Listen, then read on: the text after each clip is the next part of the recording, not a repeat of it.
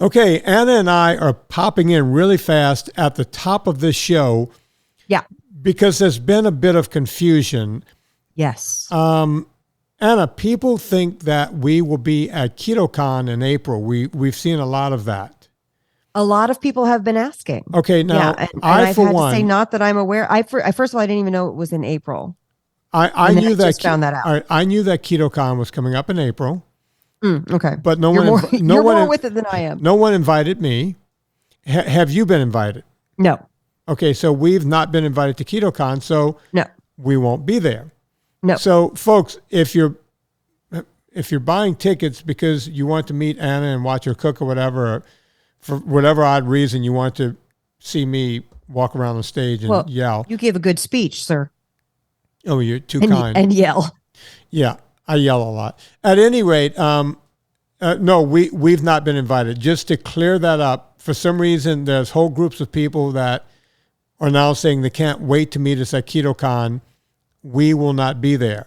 We're not upset with No. with Everything's anyone. fine. But we just want to be really clear Yeah, that we're not going to be there. Robin is a great woman, and we want that show to be a Yeah. success. By all means, go. But we just won't be there because no one has asked us to be there. So Should we admit that publicly? I guess people don't want to see us. All right, so now on with the show. Chris, usually Friday I have what I call luminaries, experts, people with PhDs, MDs, every kind of group of letters you could put behind a name. And you don't have any of that, correct? That's correct. Yet I still consider you an expert.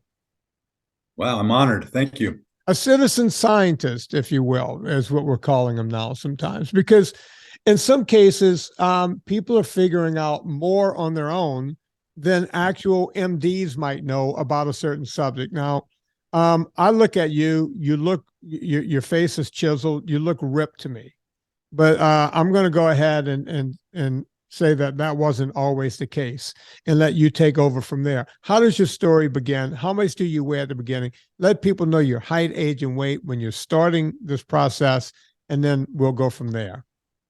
Okay, about 7 years ago at the age of 51, I was at my mother's condo for some sort of a holiday or something. And when I went into the bathroom, I stepped on the scale. I hadn't been on a scale in a long time. And I was literally shocked when I saw 278 pounds. Now I'm 6'3", so I'm pretty tall, but still, I never dreamed that I would see the day where I was getting up to sort of, dangerously approaching the 300-pound mark, actually. And I resolved to do better. But I had tried on and off for years, decades actually, to lose weight, doing what most people are told to do, and that's to cut calories, to reduce fat, and to just use willpower to hold off the amount of food that I put in my mouth, and also to move more, exercise. And it just didn't work out for me. I would lose 10, 20. I even lost as much as 50, 55 pounds one time, and only managed to keep the weight off for less than 2 weeks. I was at the bottom. I had gotten down to 205 pounds. This was before I had gone up to the 278. And in fact, it was after that 55-pound weight loss that I lost control and went all the way back up to 278 pounds. So, I managed to go up and down a little bit more after that 278. I cut out some sweetened beverages and stuff and got down to 250, 260, but I never was able to figure it out until one day, early 2018. I asked a friend who I knew some things about diet and weight loss to recommend a book, and he recommended Gary Taubes's Why We Get Fat. And okay, but wait, before we go into Gary in that book, because I love Gary and I love that book. When you lost to 50 pounds, mm-hmm. which crazy diet was that? That was literally a calorie restriction diet. There was certainly no avoidance of carbs per se. It was a white knuckle willpower, calorie in, calorie out diet. And I proved that it is possible to restrict calories and lose weight as long as you can hold on for dear life. And by the way, along that process, which took a couple of months, 3 or 4 months, I was also losing muscle. I was losing strength. I was getting chills, feeling weak. It was dreadful. In fact, some people asked if I was sick, and I still was happy that I was losing weight. So it was just a terrible experience. I mean, there was really nothing good about it other than the fact that I was losing weight, but my physique was nothing special, and I was weak and not getting healthier. Yeah, I always feel sorry for people when they're doing CICO, and CICO calorie, it means calorie in, calorie out, for anyone new to any of this. And I still see it around me all the time. There's a woman, she was a professor at the university, and I see her, she walks every day. She walks 10 miles every day. She's lost over 100 pounds. And she did it with Weight Watchers, which is another CICO diet. And she's hanging on. Number one, the look of death. God, I hope she doesn't listen to this podcast. It's very possible that she does. She manages to get out, but calorie CICO has to do, she's moving 10 miles a day. She walks. She's retired now. And her whole life is, I'm going to walk. I ask her, what do you eat? I'll have a black tea. Whenever I'm feeling really hungry, I just have some black tea. And then I do this and I do that and I do this and I stay within my points. And some people live like that a long time until some kind of something comes in and takes them out. Literally, something like COVID can end up taking someone like this out, because like you said, when you're waking up and you're cold, when you're walking around on a warm day and you're cold, that means your body is not processing things properly, right? Your body is fighting, is begging you to get some nutrients in you. So calorie in, calorie out. And some people are going, oh, I know someone who stayed on Weight Watchers. Yes, I get it. There's some people that could do it for years. They're fucking miserable all the time. I talk to these people. They become Karens when they get older. You ever wonder who these people are? Karen. There you go. They start yelling at everyone. It's not a comfortable way to live. And, a lot of times they get sick. They get all kinds of problems down the road. But some people do it successfully. Very few. Weight Watchers will tell you that only 2% of the people who ever do Weight Watchers succeeds. But it's not their fault. It's your fault because you didn't try hard enough. You weren't willing to white knuckle your life. And I could guarantee you, and I know I never asked you this before, Chris, but I will bet that the reason you got down 50 pounds and started gaining weight is because you told yourself, I'm going to lose 50 pounds. And then somehow I will magically learn how to control it once I've lost that 50 pounds. Did anything like that ever go through your head? Oh, absolutely. I mean, there's no, you nailed it. I waited until I got down to my goal weight, which was about 205 pounds. And I ordered some new pants, a couple of new pair of pants. And I think they were in waist size 34. And they arrived and they fit great. And I was thrilled. And I think they got washed once, where I was still able to fit into them again. That's how quick my victory lasted.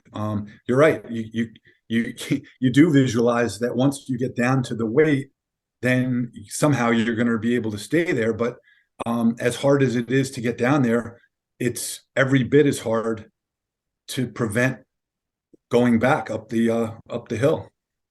So it was dreadful. Yeah, look, I don't think I've told this story on the podcast for a long time, but we have a lot of new listeners. In past year, a lot of Robies, as we call them, micro people came on. And my story, when I played, for those people, I played D1 football in college. And when you're eating training table, it's eggs and meat for breakfast. They feed you like a lion when you play football, and you don't have to pay for any food. You're on scholarship. That they're feeding you like a lion. It was a lot of red meat, a lot of fish, a lot of eggs, all this kind of stuff. They had a lot of carbohydrates hanging around because the linemen are like sumo wrestlers, and those guys, they'll eat a full meal and then just start taking bread and putting peanut butter and jelly on it, just sit there and just keep eating, right? And we had a soft serve ice cream machine and all that kind of stuff. I stayed away from all that because I was always into nutrition and health and the whole thing. And I was shocked that I even had a D1 scholarship. So I had to work extra hard, right? And when I got to college, I was 205. That freshman year, they got me up to 215. By sophomore year, you're lifting weights. You have the best weight coaches in the world. They're feeding you. They're putting beef in you. I was up to 2.25. At 6 feet tall, no juice, no steroids, no nothing. I was at 2.25, and I looked like a bodybuilder. My waist was still 32. I was ripped. I had a lot of muscle on me. It's just the way my genetics, that my body does that, right? Well, a couple of years later, now all of a sudden I'm out of football, still working out, right? I'm still in school. And I went from my 225 weight quickly up to 270, 275, somewhere around there. And I'm only 6 feet tall. I put a picture in my book, Fitness Confidential. You can see I look like I have a beer belly on me. I didn't have one beer. I don't drink beer, right? It's amazing what I look like. And I'm like, I didn't even notice I was getting fat. That's the crazy part. Because you're in college, you wear sweatpants a lot of the times and the whole thing. And I was just gaining weight. I never got on the scale because I wasn't playing ball anymore. Listen to what I'm saying, folks. I was still pumping iron. I was still working out, except I wasn't eating on training table anymore. When you're not playing ball anymore, they don't feed you like that. My life had become vermicelli pasta because that's what a poor college student can afford. My life had become ramen noodles. My life had become, eating rice with tuna fish in it. Tuna fish was like my only protein. It was all I can afford. Right? I felt like I was eating cat food and rice every night. It's how I was able to live. Eating like that quickly got me up to right around 270 for my height, which is not that tall. And the only reason I figured this out was I was sitting, I've told the story 1,000 times. I was sitting at Camellia Grill with a girl named Janie Friedland. And we used to work out together and the whole thing. And we were good friends all the way through college. And we're sitting there, and I happened to just mention, while I'm eating a hamburger and fries, I said, Janie, I think the dryer is shrinking my Levi's up. Mm-hmm. And she goes, what are you talking about? Now, here, I must add this. When I played football, my thighs were like 32 inches each. So I would buy a larger size Levi, much to fit my thighs, and then just scrunch them up around the waist, mm-hmm. right, with the belt. Well, the 501s, I couldn't button them anymore. So I said to Janie, I think the dryer is really shrinking up my Levi's. And she kind of smirked into her iced tea, and I was like, all right, what's that? What's so funny? She goes, oh, sweetie, your jeans aren't getting tight. You're getting fat. And I was like, well, how's that again? Well, what? And she was like, you're getting fat. You're putting on weight. I literally did one of these Popeye arms. I said, look at these guns. I still had like 19-inch arms. I was still bench pressing. I wasn't hitting 400 anymore for a max, but I was easily hitting 350, 375, no problem. I was still, lifting all the weights, and that kind of guy. And I'm doing this kind of muscle thing, and she's going, yeah, your guns are great, but look at your waist. I had it crept up on me, Chris. Yeah. It snuck up on me. And I was like, that night I went home, I took a shower, and this is going to sound odd. I was never a guy that would look in a mirror. I wasn't a mirror guy. I don't like my own image. I'm just going to be honest. There was a full-length mirror that the people before me left on the back of the door in my bedroom. And whenever I had to put a tie on or something, I'd look in that mirror. While I was still naked after my shower, I walked into my bedroom. I closed that door and I looked at myself from the front, and then I looked at myself from the side, and I saw that gut. I saw what was going on. I saw that you couldn't see the striations in my chest anymore. I saw that my hips were smoothing out. You couldn't see the V cut going down. I couldn't see any of it. And I pointed at myself in that mirror and I looked into my own eyes and I said, this ends fucking right now. This stops today, right now. And I didn't know anything about dieting. I had a degree. I was getting a degree in exercise physiology, nutrition courses, standard American diet, carbohydrates, the whole thing. I went to the K&B drugstore on Carrollton and bought Shape magazine. Yeah, I bought chick magazines. Lose 10 pounds in 10 days. Get hard abs by next weekend. I bought 2 or 3 magazines. I came back and started combing through these, reading every article because I'm crazy about reading stuff. And every article was talking about calorie in, calorie out, restriction. This is how you do it. You got to move more, eat less, this kind of thing. And then I asked my friend Janie, I said, look, you girls in a sorority, you guys are champions at losing weight. I spent my whole life trying to put weight on. What do you girls do? She goes, oh, we call it the Diet Coke diet. I was like, what? She goes, yeah, you take some Dexatrim and you drink some Tabs. Remember Tabs? You're old enough. We're the same age. Sure. I was like, Tabs in a pink can?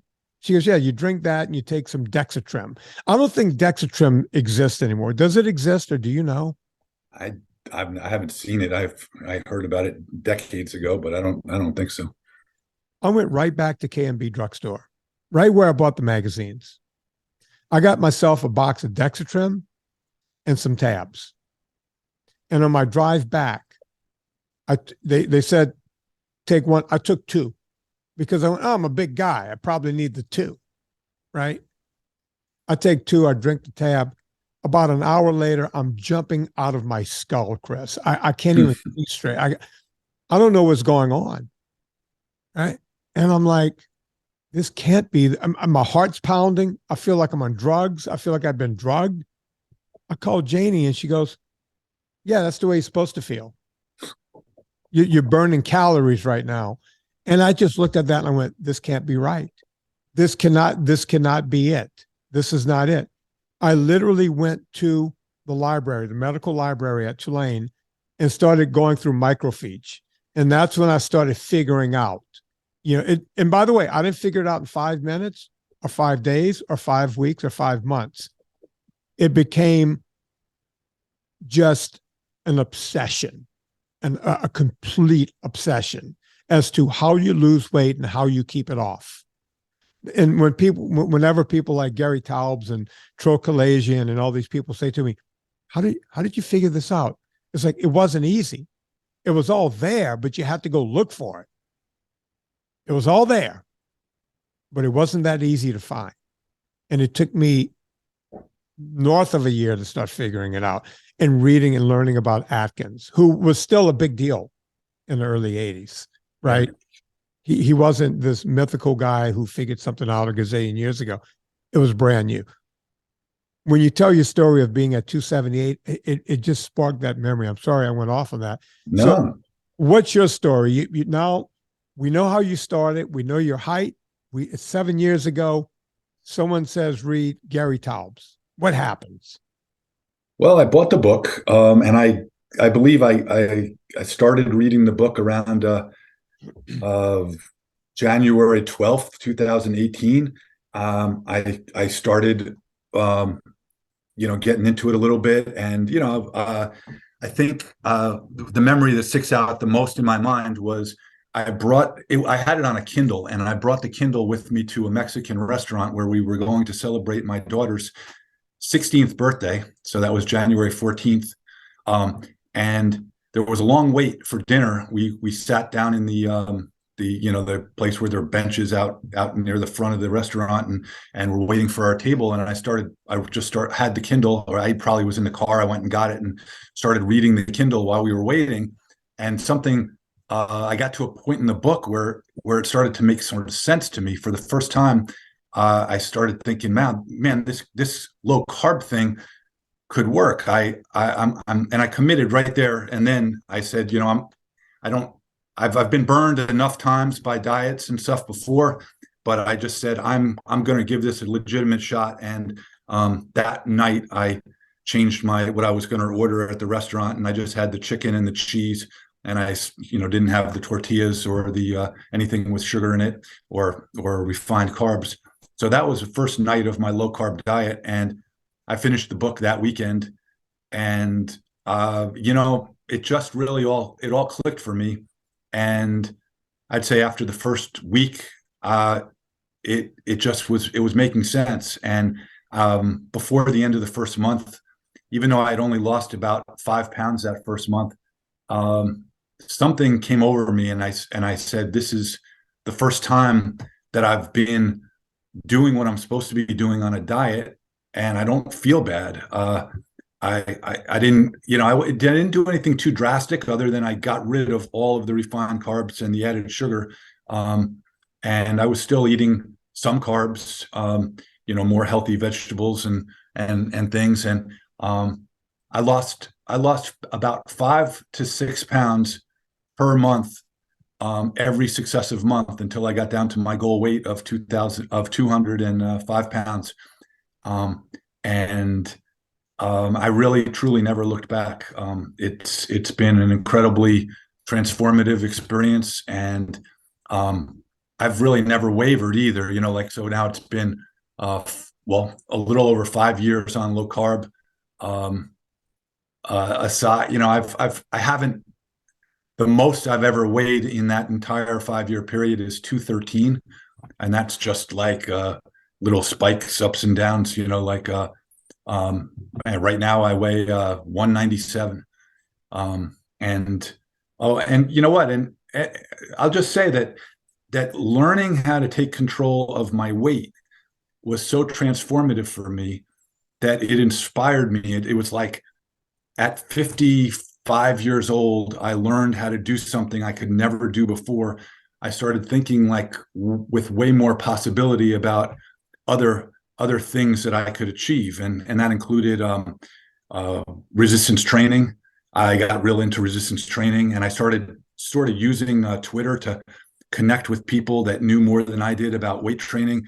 And then ultimately I found running, and I did the same thing with running. And so just in the last month, I just had a hernia surgery in the beginning of January, but in December, just this most recent December, I've bench pressed over 300 pounds at age 58.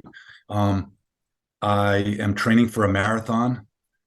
Last Saturday, I ran 16 miles. Tomorrow, I'm going to run 12. I'm running, 30 plus miles a week. And this is from a guy who, at age 55, I never thought I would see the day where I ran more than 4 miles again in my life. I mean, maybe even 2 miles would have been a stretch. So everything has changed. And along the way, I've, built up quite a following on Twitter, kind of accidentally. I not only do I get benefit from people like you, Vinnie, who, by the way, I should say that it was probably within the first 2 months of that low carb period that I found your Twitter account, and your no sugar, no grain hashtag NSNG, which, that was in that first 2 months, I really started paying attention to that. So thank you for that. That was one of the early things that I found. And I think, and I can remember, I guess it was probably now after I had gotten to my goal weight, but I remember hearing that Tro Kalayjian was hosting a screening of your movie, Fat, a documentary, at a Brazilian steakhouse about an hour from me. And I got in my car and drove down and met like 40 people, all within driving distance of where I live, who who were all gathered to watch your film in this Brazilian steakhouse and talk about a great night of, watching an excellent documentary, and then getting to network with other people that share similar struggles. And so overall, it's just been a tremendous experience, and I continue to learn, and I'm not done yet. At age 58, I'm going to run the Los Angeles Marathon in March, and I think I'll just keep continuing to try to optimize my health, fitness, and quality of life. Yeah, it is pretty amazing, and you seem to be pretty even keel about it. I have so many people that call me with the consults, and sometimes they call me not to get advice, but because they're angry. They're still angry about the whole. They're like, I tried everything. Why didn't my doctor tell me? They always told me I would be on. For the rest of my life, I will have A1Cs of this, but if I take these 3 drugs, maybe I could get my A1Cs to 7. And why didn't my doctor know this? Right? I will bet, I don't know how many phone calls I do a week, but it's a lot. I will bet that phone call happens on average twice a week, probably 8 or 9 times a month, where someone is just so angry because they weighed 375 or 400 and they had fatty liver disease, and they were sleeping with a CPAP machine. And some of these people are like, you don't understand, man. When I got out of the car at the Walmart, I needed the electric thing. I couldn't walk. I couldn't walk anymore. Right. And when you hear these stories, and now they're like they're running marathons, or they're running, we always use Scott King as a great example. The guy was close to 600 pounds. Now he's doing triathlons, right? You hear these stories over and over, and people are saying, why aren't more people paying attention? And my answer is, I don't know. You mentioned having a big Twitter following. I will guarantee you, I will bet that you have more Twitter followers than me. Right? I guarantee you that. I haven't looked at your Twitter followers. I bet you have more than me. Now, I've done 3 movies, and all 3 of them were big deals. One of them is the #1 movie that Gravitas Ventures has ever put out, and that company puts out a lot of movies, right? I've had this hit podcast for God only knows how many years, but Wikipedia took me off, and for some reason, I'm still not back on. Right? They got rid of me. Twitter, I stayed at 39,000 people forever. And then right after what's his name took over, it seemed to creep right up to 41,000, and then it stopped again. So there's something there that's stopping my stuff. Look, I have a sister-in-law who has never done a movie, never done anything. Now, of course, women, you got tits and you put tights on, you go on Instagram, you're going to get more views. She's got a couple of 100,000. She was asking me about how to do Instagram last Christmas. She was like, how do you get people on Instagram? I was like, just show some exercise. She's a trainer. Show some exercises, put some stuff up there. She's at 200,000. Mine is probably at 60,000, something like that. I don't know where mine is. My question is, there's someone out there that's blocking people like me, Nina Teicholz, Gary. We see it. We know it. We can't say directly that is, but it's happening, right? Because how can you have a gazillion people over here? How can you be on Adam Carolla's show over 100 times, and you're on Mike Rowe's show? These are 2 of the biggest podcasts, yet your things grow in tiny increments. And some chick with leotards, boom, right to the top. None of it makes sense. And I could go on and on. I remember the first time Fat Burning Man called me and said, I'm being shadow banned from hell. And it was right after, like, his stuff was growing. He went on a television show where he was competing against other people, showing that eating a carnivore diet is better than eating a vegan diet. His contestant won, and all of a sudden he got banned. Social media, boom. This stuff is happening in real time. You work in social media, right?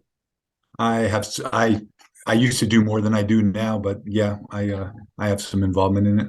Is there any truth, anything you Eh, know about? I mean, because we see this happening in real time. And when people go, can you give me metrics? It's like, yeah, I can show you what my movies have done. I can show you what they're continuing to do. What's going on in that world? Any idea? I mean, it's really hard to see what's going on behind the scenes unless you like work inside of Twitter. I mean, certainly some things came out after the recent transition where things were being done, but it's hard to say. And by the way, Vinny, you still have me beat by about 8 or 9 thousand Twitter followers, but yes, I get what you're saying. But look, okay, you came on the scene what, a couple of years ago, and have done 0 movies that had. That's right. No, I agree. You should have 10 times as many. I don't know exactly exactly what the mechanism is, but yeah, I mean it's there's algorithms for sure, and there's somebody that can control them. So it's hard to say without really without getting a look behind the curtain.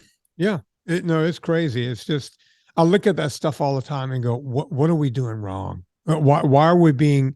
Because I'll have private conversations with Nina Teicholz, and we'll sit there and go, are we making a difference at all? I mean, we don't get paid to do any of this, right? Are we making a difference? And that's what I'm always wondering. Well, you definitely are making a difference, and so is Nina.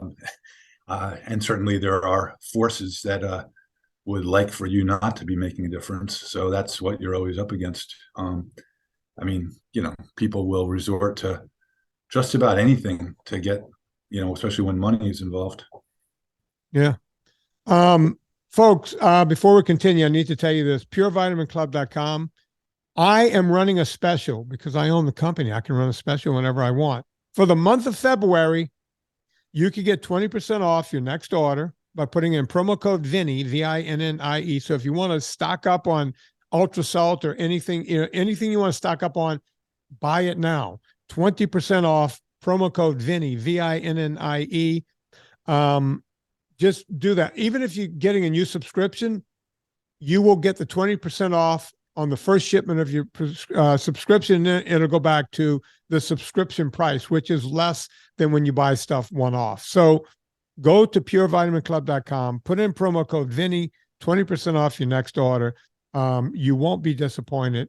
Like I said, springtime's coming.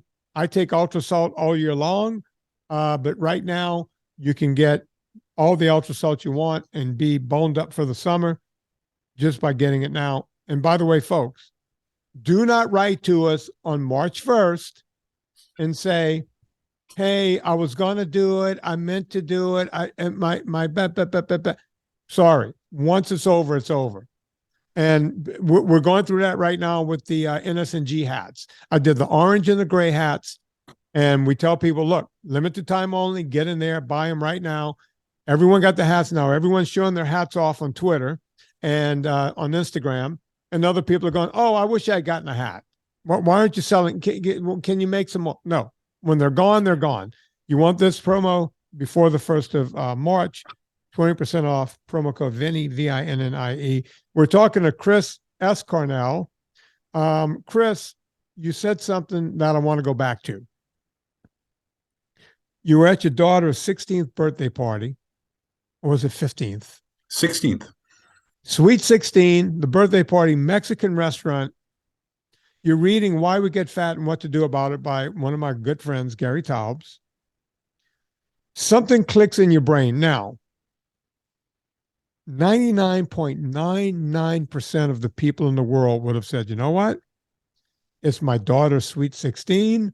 I'm literally sitting in a Mexican restaurant. I'm going to go in and get myself a margarita. I'm going to have the chips. I'm going to have the salsa. I'm going to have the carbs. I'm blowing it out because tomorrow morning when I wake up, I'm doing this. You didn't do that. You started right then and there. Describe that moment and do you remember what you read and why it was so powerful to do it right now? Well, there was something about what he wrote. First of all, Gary is an excellent storyteller. And a lot of I've heard a lot of doctors and a lot of, a lot of practitioners who, for whatever reason, don't buy into the low carb way of eating. They attack Gary for all sorts of things. I think part of it is they're jealous of his ability to be effective at putting the words together in a way that makes sense for a layperson like me. And I got to admit, I don't understand all of the science, but the more I get involved in this space, the more I realize that a lot of the people with fancy letters behind their names don't really understand a lot of the stuff that they're pretending to understand either, because a lot of it, they can't solve the obesity problem with their calorie in, calorie out, and restriction and all that. But Gary wrote the stuff about the about how what carbs do to your desire for food, your appetite, and how eliminating carbs, number one, it gets the effects that carbohydrates have on insulin. It just made sense to me, and I there was also some desperation in there. I was like, I've tried everything I could imagine. The previous two books that I had read were given to me by my mother, who was trying to help my brother, who's 10 years younger than me, has type 2 diabetes, and now, unfortunately, years later, is on kidney dialysis. Oh. So he's in really bad shape. And the books that she gave me were by Joel Fuhrman and another vegan doctor. And I had actually, read the books, and so that was the last thing I had read before Taubes. And so anyway, there was something in there about the carbohydrates, the insulin, the fact that if you stop eating the carbs, you can get rid of that hunger and achieve a better level of satiety. And I just bought into it. And I guess the best part was, once I started doing it, it just worked for me. It's I vowed to give it a legitimate shot, and there was just never a time after doing that where I faltered. It wasn't like all of the other diets that I tried. It wasn't reliant on exercise.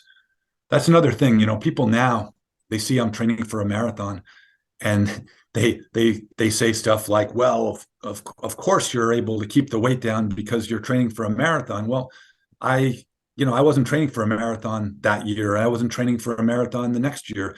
The running has been purely a thing of joy, something that I'm doing, and to improve my cardiovascular condition. And I'm going to do this marathon thing once.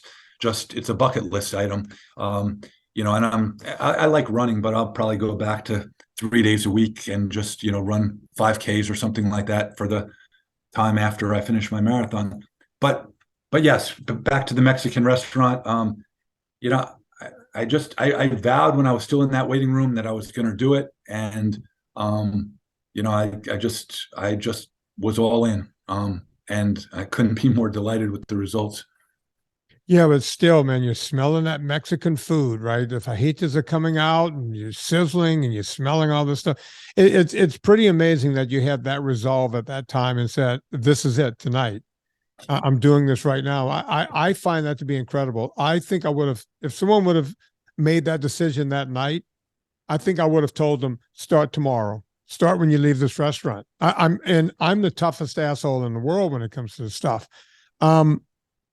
And it's. I want to go back. You mentioned reading Furman's book, the vegan books. Yeah, I've read those books. People go, "How do you know so much about the vegans? You seem to know. You really know how to hit them where they live." And it's like, I've read all their books. I'm not a one-sided guy. I could tell you everything about Ornish. I could tell you everything about the Furmans. I could tell you everything about Clapper and How Not to Die, Gregor, and all of them. I've been there. I know China Study, I've read it. Best piece of fiction I've ever read. It's the best piece of fiction out there, China Study. Those books are pretty convincing. I tell people all the time, they go, why do you read those books? It's like, because I want to see what they're doing to convince people.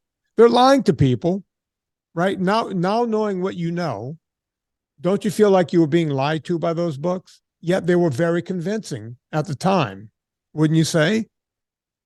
Yeah, well, some more than others, but yeah, I mean, Furman's book, which was the particular book I read was on the theme of reducing diabetes risk and stuff like that. But the diet was, typical Joel Furman, and yeah, I mean, he wrote a convincing book, and following his recommendations.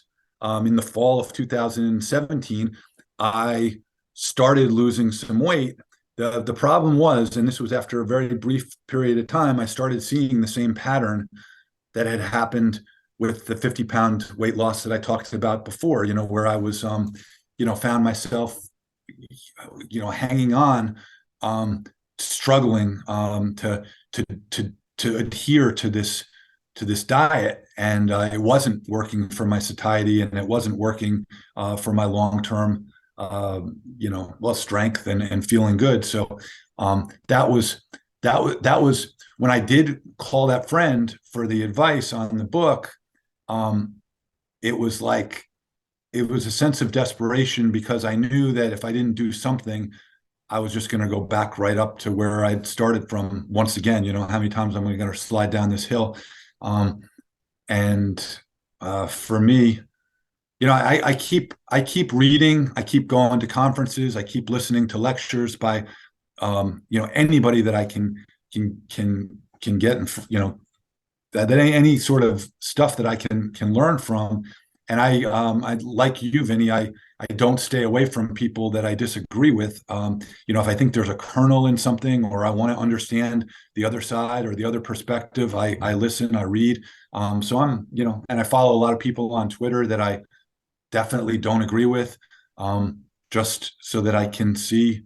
In fact, some of them are great sources of content. When you want to make posts and stuff, you see the ridiculous stuff that other people are posting. It's and some of them are medical doctors, and it's good ammunition. Yeah, look, I used to tell people 20 years ago about guys like McDougall and Greger, and they're like, who are these guys? Like, they're writing propaganda books, and they're literally telling people to eat rice and sugar to combat type 2 diabetes. And that, everyone, oh, come on, really, come on. And it's like, no, they're writing about this stuff. They're telling you that the more carbs you eat, the more, and they talk about complex carbs as if it's something special. And they were, come on, Vin, really? I was like, oh, no, this is really going on. This is happening. And, but now all you got to do is go to YouTube and punch in McDougall, and something crazy coming out of his mouth will pop right up. So now I can just tell people, you think I'm kidding? Here's Greger. Let's see what he has to say. I remember one night I was having a dinner party at my house upstairs, room right above the room I'm in.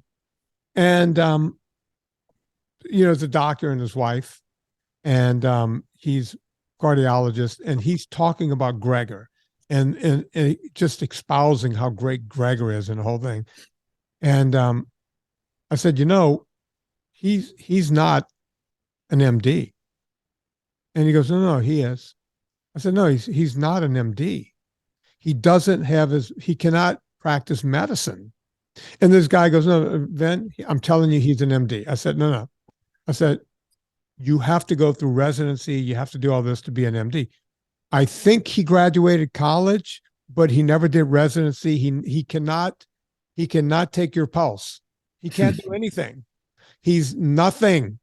And this guy goes, I'm calling, his doctor tells me pretty much over dinner, I'm going to call BS on this. So when we were done with dinner, I was pouring in my scotch, and I said, why don't you come down to my office? I literally pulled up a video, and I remember the video as if it happened earlier today. Gregor's doing that stupid thing where he's walking on his treadmill while he's doing an interview because he's too good just to give an interview. He's got a virtue signal while he's doing it. And McDougall, another vegan, is asking him about why he never became an MD. And he gives some bullshit excuse of, well, you know, I was going through medical school and then I figured out if I become a doctor, I can only help one person at a time. I don't know what that means because every doctor I know has a bunch of patients. I can only treat one person at a time. So I decided instead of getting my medical degree, I would go and teach other doctors. This was his answer for why he never became a doctor. And when I stopped the video about 5 minutes later, I looked at this doctor, jaw dropped and the whole thing. I said, still your hero?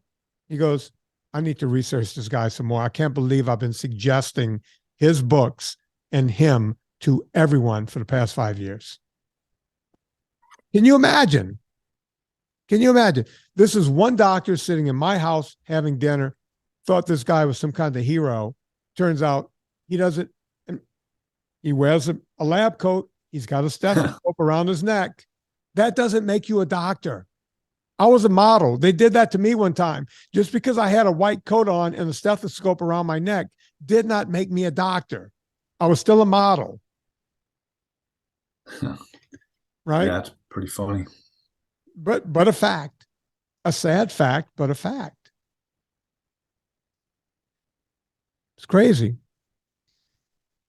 If anyone was coming to you and they said, look at you, you've lost, what, 80 pounds? How much have you lost? 80 pounds?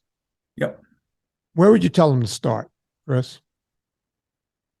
Well, I get that question a lot. The first thing I do is I kind of ask a little bit about them. And, like I get a lot of people that actually come to me or direct message me. Typically they're like men who are in the same situation that I was in 7 years ago, overweight, typically not with any sort of current health crisis, but well on their way towards one. And, I usually share a link to a film or a book, including your fat documentary is a good one. There's a couple other good ones out there. The book by Taubes, podcasts featuring one of these low carb practitioners who, like the low carb MD has a whole bunch of, there's so many podcasts, your podcast. I mean, like sometimes people need to hear from a patient success story, somebody that's overcome the same type of stuff as them. But, low carb for me, and focusing on satiety, focusing on getting enough protein so that I'm not craving food, has been just immensely important. So I think for me, because I told you, like I started trying to learn about other things besides for weight loss. The key for me is finding someone that's overcome the same challenge that I'm trying to overcome. So if it's somebody that, I always am willing to share my own experience with people. But I think that, like there's a lot of people that have different issues. Like my brother on dialysis is not going to benefit from some of the stuff that benefited me. But I think, figuring out how to achieve satiety, how to eliminate cravings and hunger is probably step one. And that's what, you're just doing no sugar, no grain. I mean, if you successfully eliminate sugar and grain, you're like well on your road.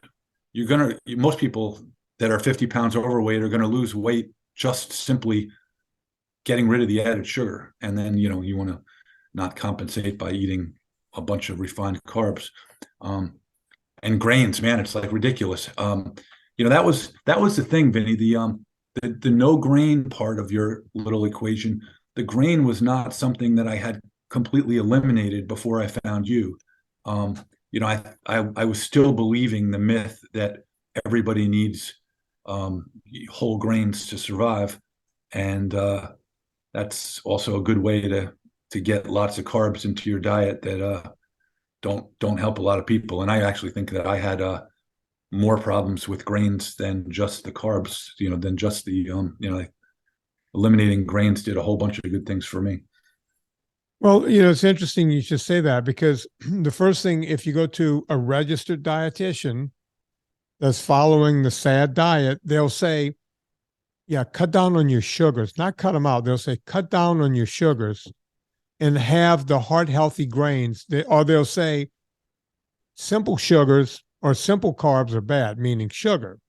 Complex carbs are actually good. They will actually say this.